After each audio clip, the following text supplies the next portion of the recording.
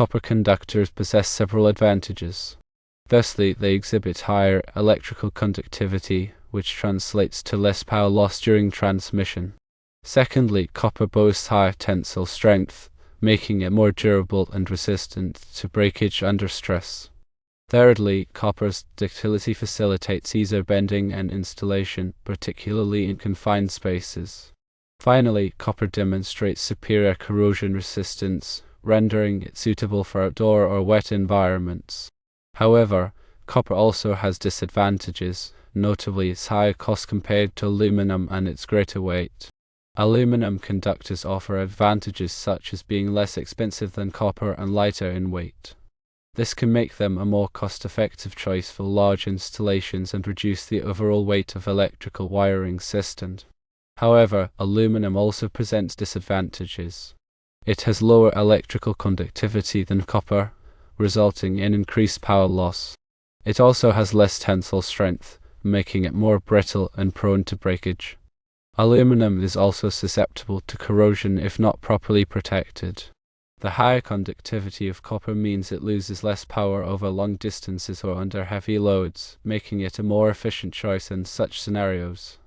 The superior tensile strength of copper makes it more durable and less prone to breaking when subjected to stress. Copper's ductility makes it easier to bend and manipulate during installation, especially in tight or awkward spaces. The excellent corrosion resistance of copper makes it a reliable option for environments where exposure to moisture or other corrosive elements is likely.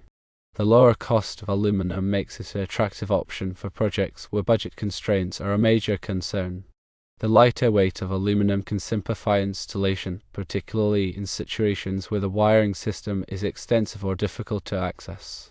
The National Electrical Code, or NEC, permits the use of both copper and aluminum conductors in building installations, but it establishes specific requirements for each type. The ampacity, or current carrying capacity, of conductors varies depending on the conductor material, size, and temperature rating.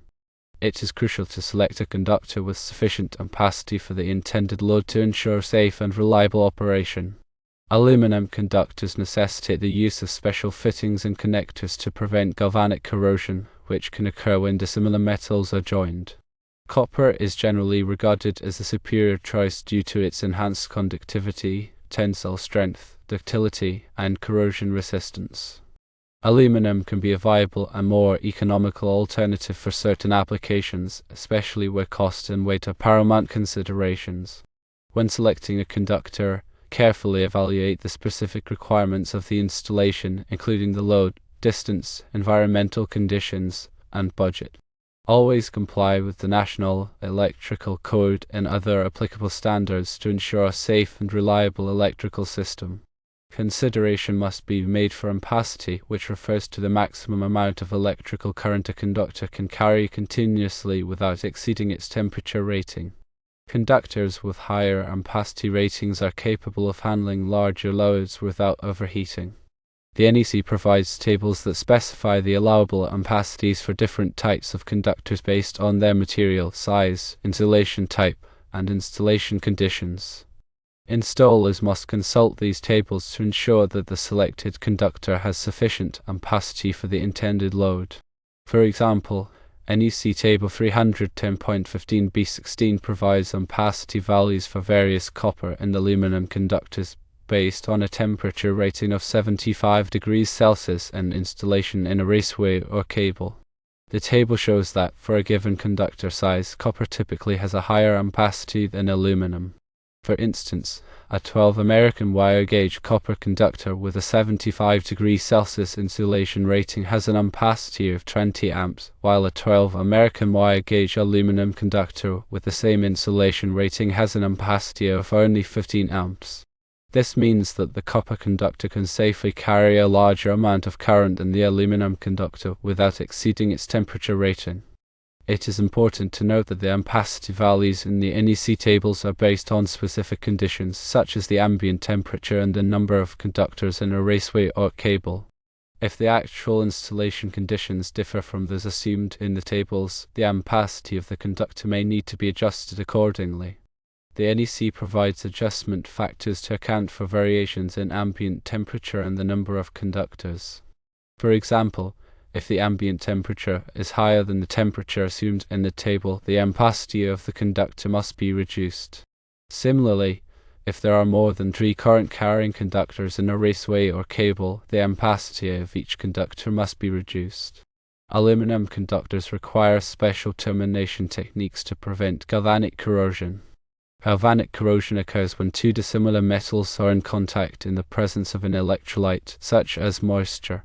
The more active metal corrodes, while the less active metal is protected. In the case of aluminum and copper, aluminum is more active than copper, so it will corrode if the 2 metals are in direct contact in a moist environment. To prevent galvanic corrosion, aluminum conductors must be terminated with connectors and fittings that are specifically designed for use with aluminum. These connectors are typically made of aluminum or a bimetallic material that is compatible with both aluminum and copper. They also have a coating or plating that helps to prevent corrosion. It is important to follow the manufacturer's instructions when installing aluminum connectors to ensure a proper and reliable connection. The NEC also requires that aluminum conductors be identified by marking the insulation with the word aluminum or the abbreviation AL. This helps to ensure that installers use the correct connectors and fittings when terminating aluminum conductors. In addition to using proper connectors, it is also important to clean the aluminum conductor before making the connection. Aluminum forms an oxide layer on its surface when exposed to air, which can interfere with the electrical connection. The oxide layer can be removed by using a wire brush or a chemical cleaner specifically designed for aluminum. Once the conductor is cleaned, it should be immediately terminated to prevent the formation of a new oxide layer. When making the connection, it is important to tighten the connector to the proper torque. Over-tightening can damage the conductor or the connector, while under-tightening can result in a loose connection, which can lead to overheating and fire. The manufacturer's instructions will specify the correct torque for the connector. Regular inspection and maintenance of electrical connections are essential to ensure their continued reliability. Connections should be checked periodically for signs of corrosion, overheating, or looseness. Any damaged or deteriorated connector should be replaced immediately. In conclusion, both copper and aluminum conductors have their advantages and disadvantages. Copper is generally considered the superior choice for most applications due to its higher conductivity, tensile strength, ductility, and corrosion resistance. However, aluminum can be a more cost-effective option for certain applications, particularly where weight is a concern. When selecting a conductor, it is important to consider the specific requirements of the installation and to comply with all applicable codes and standards. Aluminum conductors require special termination techniques to prevent galvanic corrosion, and regular inspection and maintenance are essential to ensure the continued reliability of electrical connections. Selecting the appropriate conductor size involves several factors, including the ampacity of the conductor, the length of the circuit, the voltage drop, and the ambient temperature. The NEC provides guidelines for selecting the correct conductor size based on these factors. The first step is to determine the ampacity of the conductor. The ampacity must be sufficient to carry the load current without exceeding the temperature rating of the conductor. The load current is the amount of current that the circuit is expected to carry under normal operating conditions. The NEC specifies the minimum ampacity requirements for various types of circuits. For example, branch circuits that supply lighting and receptacles must have an ampacity of at least 15 amps for 14 American wire gauge conductors, 20 amps for 12 American wire gauge conductors, and 30 amps for 10 American wire gauge conductors. Once the ampacity of the conductor has been determined, the next step is to calculate the voltage drop. Voltage drop is the decrease in voltage that occurs along a conductor due to its resistance. Excessive voltage drop can cause equipment to malfunction or operate inefficiently. The NEC recommends that the voltage drop in a branch circuit not exceed 3% and that the voltage drop in a feeder circuit not exceed 5%. The voltage drop can be calculated using the following formula: voltage drop equals 2 times current times resistance times length divided by 1000. where current is the load current in amps, resistance is the resistance of the conductor in ohms per 1000 feet, and length is the length of the circuit in feet. The resistance of the conductor depends on its material, size, and temperature. The NEC provides tables that list the resistance of various conductors. If the calculated voltage drop exceeds the recommended limits, the conductor size must be increased. The larger the conductor size, the lower the resistance and the lower the voltage drop. The ambient temperature also affects the ampacity of the conductor. The higher the ambient temperature, the lower the ampacity. The NEC provides adjustment factors to account for variations in ambient temperature. If the ambient temperature is higher than the temperature assumed in the NEC tables, the ampacity of the conductor must be reduced. In some cases, it may be necessary to use a larger conductor size to compensate for the reduced ampacity. In addition to selecting the correct conductor size, it is also important to choose the appropriate type of insulation. The insulation protects the conductor from damage and prevents electrical shock. The NEC specifies the types of insulation that are permitted for various applications. The insulation must be suitable for the voltage, temperature, and environmental conditions of the installation. For example, conductors that are installed in wet locations must have moisture-resistant insulation. Conductors that are installed in high-temperature environments must have high-temperature insulation. It is also important to properly support and protect conductors. Conductors must be supported at regular intervals to prevent them from sagging or coming into contact with other objects. The NEC specifies the maximum spacing between supports for various types of conductors. Conductors must also be protected from physical damage.